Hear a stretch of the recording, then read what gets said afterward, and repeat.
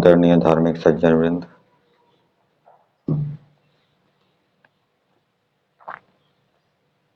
ऋग्वेद आदि भाष्य भूमि का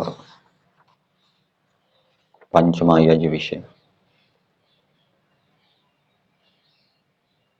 आज एक मंत्र के ऊपर हम विचार करेंगे। महर्षि दयानंद जी ने इसका भाष्य और भाषार्थ किया है। मंत्र है, अग्निदूतम पुरो दधे हव्यवाह मुपब्रुवे देवा आ सादया दीह। इस मंत्र में भौतिक अग्नि के विषय में बताया है और अग्नि जो परमेश्वर है उसके विषय में भी बताया है।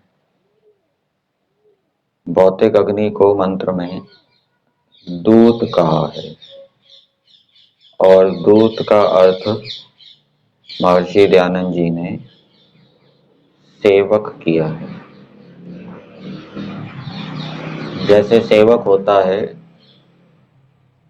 उसको हम कोई वस्तु किसी दूसरे स्थान पर पहुंचाने के लिए देते हैं तो वो सेवक उस वस्तु को दूसरे स्थान पर पहुंचा देता है। वैसे ही अग्नि भी पदार्थों को दूसरे स्थान पर पहुंचा देती है। अग्नि दूत है।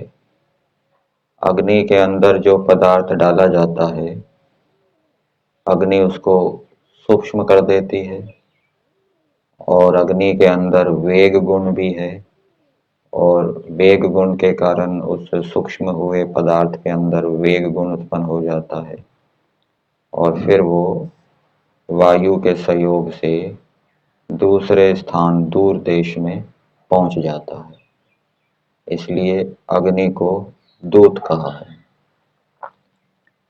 परमेश्वर को भी यहाँ पर दूत कहा है और दूत का अर्थ यहाँ किया है सर्वेभ्य सत्य उपदेशकम।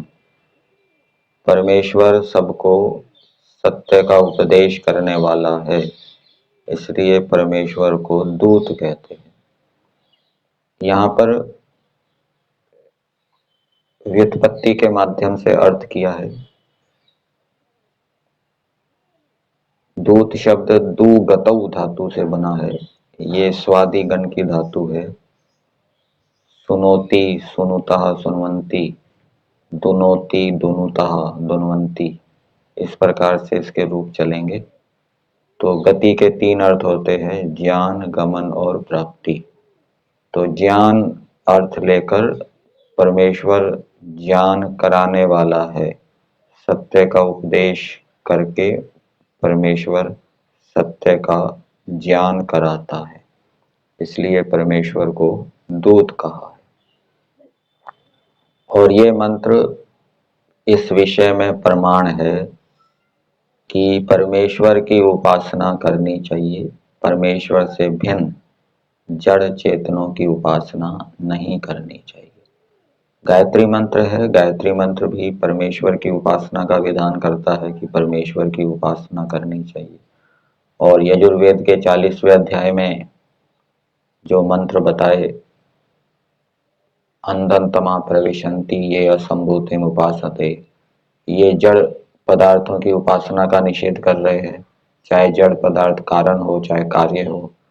और अंधन्तमा प्रविशन्ति ये अविद्याम उपासते, ये मंत्र चेतनों की उपासना का निषेध कर रहे हैं। जड़ की उपासना भी नहीं करनी, चेतनों की भी उपासना नहीं करनी, ये निषेध करने वाले हैं। और विधान करने वाले मंत्र ये है, परमेश्वर की उपासना करनी चाहिए। ये मंत्र परमेश्वर की उपासना का विधान कर रहा है। अब इस मंत्र के भाष्य को देखते हैं। पहले इसका संस्कृत भाग में जो भौतिक अग्नि परक अर्थ किया है उसको देखते हैं। तो जो अग्निहोत्र कर्ता एवं इच्छेत अहम वायौ मंडले च भूत द्रव्यस्य प्रापणार्थम अग्निम दूतम भृत्यवत सम्मुखतः स्थापय। तो अग्निहोत्र को करने वाला ऐसी इच्छा करे कि मैं वायु में और मेघ मंडल में भूत द्रव्य भौतिक द्रव्य को प्राप्त कराने के लिए अग्नि को दूत अर्थात सेवक के समान सामने स्थापित करता हूँ। कथम भूतम अग्नि, और वो भौतिक अग्नि कैसी है उसकी विशेषता बताई है। हव्यवाहम हव्यम द्रव्यम देशांतरम वहति, जो द्रव्य को अर्थात उसके अंदर जो द्रव्य डाला जाता है उसको वो दूसरे देश में पहुंचाती है, इसलिए अग्नि को हव्यवाट कहा है। तम उपब्रवे, तो उसको मैं अन्यान जिज्ञासून प्रति उपदिशानी, दूसरे जिज्ञासुओं के प्रति मैं उसका उपदेश करूं। क्या उपदेश करूं? सो अग्नि एतद अग्निहोत्र कर्मणा देवान दिव्य गुणान वायु वृष्टि जल शुद्धि द्वारा इह अस्मिन् संसारे आसादयात आसमंतात प्रापयति। तो जो विद्वान लोग हैं उनको जिज्ञासुओं के प्रति ऐसा उपदेश करना चाहिए। जो जिज्ञासु नहीं हैं उनको उपदेश नहीं करना चाहिए। जो जिज्ञासु हैं उनको अग्नि के विषय में उपदेश करना चाहिए। जो अग्निहोत्र के विषय में जानना चाहते हैं, क्या उपदेश करना चाहिए कि ये जो अग्नि है, अग्निहोत्र के माध्यम से दिव्य गुणों को वायु वृष्टि जल की शुद्धि के द्वारा इस संसार के अंदर प्राप्त कराती है। भौतिक अग्नि, अग्निहोत्र के अंदर जो भौतिक अग्नि है वो संसार के अंदर दिव्य गुणों को उत्पन्न करती है। ऐसा उपदेश ऐसा जानने वालों को, जो नहीं जानते जिज्ञासु है, उनको करना चाहिए। तो हिंदी भाग में इसका अर्थ दिया है, अग्निहोत्र करने वाला मनुष्य ऐसी इच्छा करे कि मैं प्राणियों के उपकार करने वाले पदार्थों को पवन और मंडल में मेघ मंडल में पहुंचाने के लिए अग्नि को सेवक की नाई, नाई का मतलब सेवक के समान, अपने सामने स्थापना करता हूँ। तो ये प्राणियों के उपकार करने वाले पदार्थों को ये संस्कृत भाग में नहीं दिया, हिंदी भाग में दिया है। तो ऋग्वेद आदि भाष्य भूमिका में आपको ऐसी बातें मिलेगी, जो कुछ बातें ऐसी होगी जो संस्कृत भाग में नहीं होगी, हिंदी भाग में होगी, और कुछ बातें ऐसी होगी जो हिंदी भाग में होगी, संस्कृत भाग में नहीं होगी। इसलिए दोनों संस्कृत और हिंदी भाग यदि पढ़ा जाएगा तो उससे हम अच्छी प्रकार से ऋग्वेदवादी भाष्य भूमिका को समझ सकेंगे, महर्षि दयानंद जी के तात्पर्य को समझ सकेंगे। फिर आगे अग्नि के विषय में बताया है, क्योंकि वह अग्नि हव्य अर्थात होम करने के योग्य वस्तुओं को अन्य देश में पहुंचाने वाला है, इसी से उसका नाम हव्यवाट है। जो उस अग्निहोत्र को जानना चाहे उनको मैं उपदेश करता हूँ। तो जो अग्निहोत्र के विषय में जानना चाहता है, मान लीजिए यज्ञ के विषय में शिविर लगाया, तो आवेदन पत्र भेजा, तो जो जो आवेदन करेगा वो यज्ञ के विषय में जानना चाहता है वो शिविर में आएगा, तो उनको ऐसा उपदेश करना चाहिए। क्या उपदेश करना चाहिए? कि वह अग्नि उस अग्निहोत्र कर्म से पवन और वर्षा जल की शुद्धि से यह इस संसार में देवा श्रेष्ठ गुणों को पहुंचाता है। तो अग्निहोत्र कर्म से भौतिक अग्नि संसार के अंदर श्रेष्ठ गुणों को पहुंचाता है। अब इसका दूसरा अर्थ ईश्वर परक किया है, भाष्य में दिया है, हे परमेश्वर दूतम सर्वे भय सत्य उपदेशकम, परमेश्वर सबके लिए सत्य का उपदेश करने वाला है।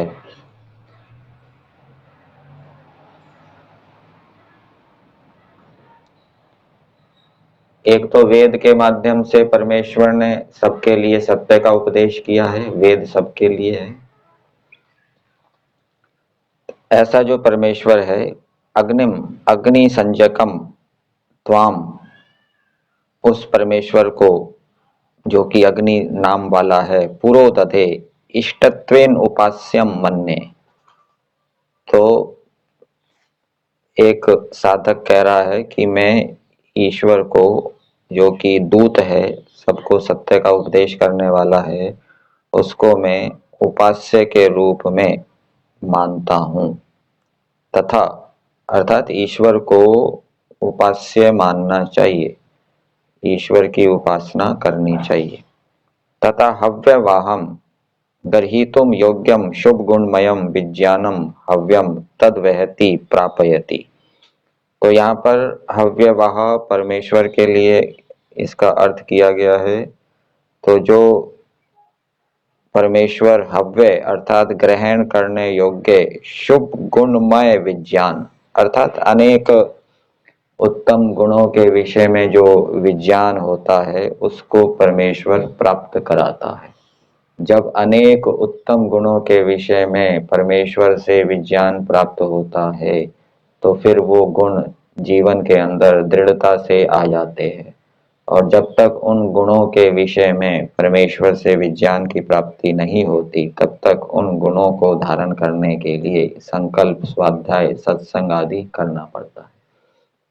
और यदि व्यक्ति संकल्प पूर्वक, स्वाध्याय पूर्वक और सत्य आचरण पूर्वक उन गुणों को निरंतर धारण करता रहे, ईश्वर की उपासना करे, तो ईश्वर यदि उसको योग्य समझेगा, देखेगा कि ये अच्छा पुरुषार्थ कर रहा है, धर्म पूर्वक पुरुषार्थ कर रहा है इस गुण को धारण करने के लिए, तो फिर परमेश्वर उसको अंतर्यामी रूप से उस शुभ गुण के विषय में विज्ञान दे देगा।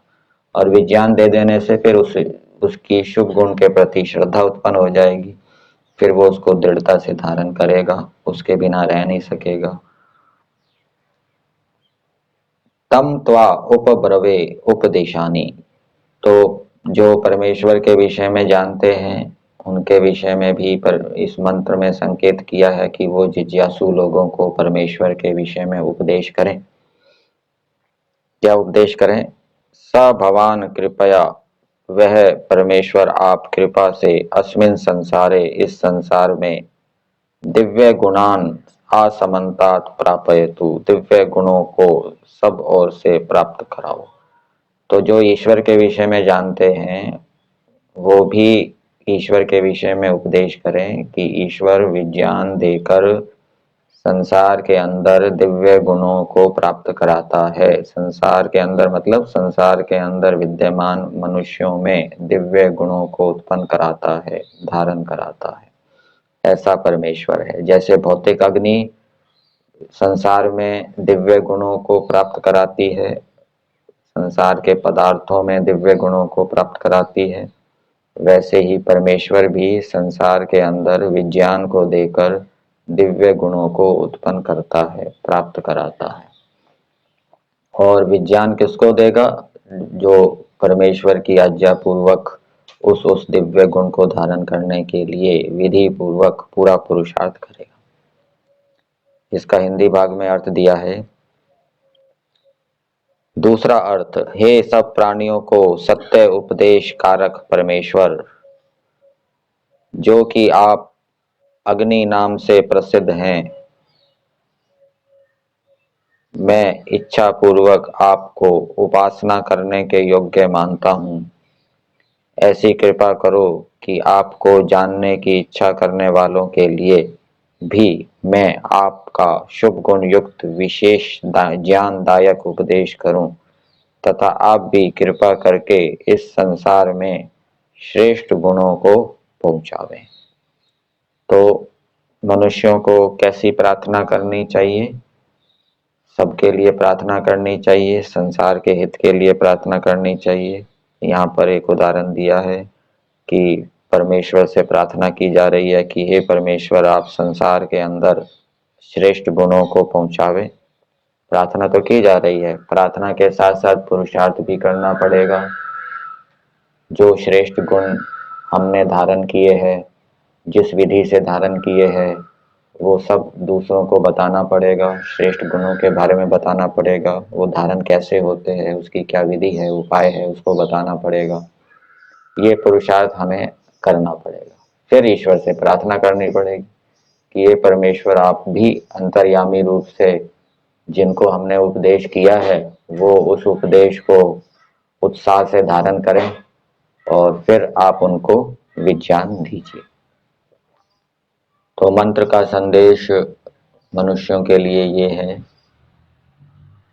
कि मनुष्य लोग अग्नि के माध्यम से अग्निहोत्र करें और अग्निहोत्र करके संसार के पदार्थों के अंदर दिव्य गुणों को उत्पन्न करें और ईश्वर की उपासना करें और ईश्वर की उपासना करके ईश्वर से विज्ञान प्राप्त करके दिव्य गुणों से युक्त हो और फिर दूसरों को भी ईश्वर के विषय में बताएं, जो ईश्वर के विषय में जानना चाहते हैं, जो ब्रह्म की जिज्ञासा करते हैं, जो यज्ञ के विषय में जानना चाहते हैं उनको यज्ञ के विषय में बताएं, अग्निहोत्र के विषय में बताएं।